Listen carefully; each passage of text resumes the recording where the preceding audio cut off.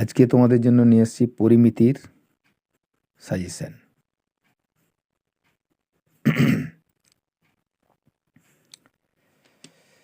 পরিমিতি থেকে তোমাদের আয়তঘন, চোঙ, অর্ধগোলক এবং বিভিন্ন ঘনবস্তু থেকে তোমাদের আজকে যে সাজেশনটা করে দেবো, এটা করলে তোমরা অবশ্যই 100% নিশ্চিত রূপে কমন পাবে।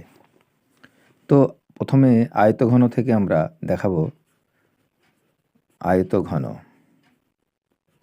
এই আয়তঘন থেকে যে অঙ্কগুলো তোমাদের কষতে হবে, কষে দেখি 4। এখান থেকে তোমাদের যে প্রশ্নগুলো করতে হবে, কোশ্চেন নাম্বার 11, 13, 17, 18, 19 এবং 20।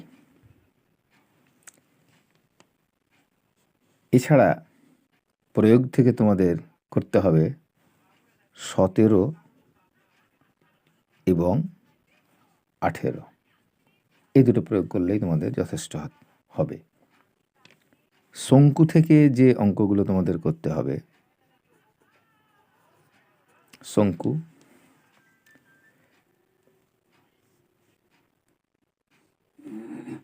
কষে দেখি 16,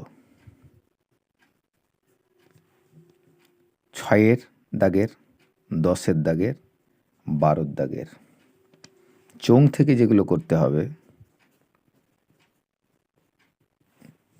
চোঙ থেকে কষে দেখি 8, এই কষে দেখি 8 থেকে 10-এর দাগের,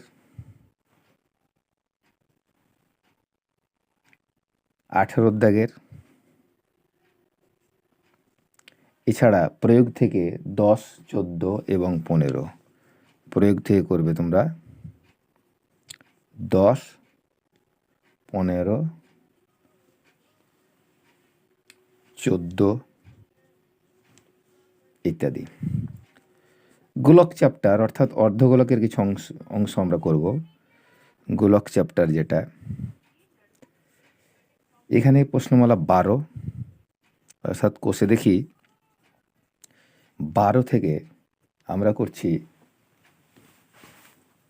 10, 11 এবং 16, 3 এবং 5। 10, 11 এই দুটো, এছাড়া 16, 3, 5।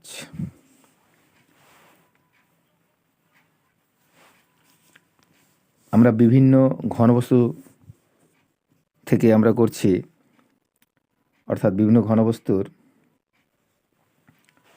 প্রয়োগ থেকে আমরা করব 7, 10 দুটো মাত্র। আর কোষে দেখি থেকে করব আমরা, কোষে দেখি থেকে 4, 5, 7, 8, 13 এবং 14। এই কয়েকখানা অঙ্ক যদি আমরা কষতে পারি এই কয়েকদিনের মধ্যে, তাহলে অবশ্যই আমরা 100% আশা করছি পরিমিতি থেকে কমন পেয়ে যাবে তোমরা। তো ধন্যবাদ।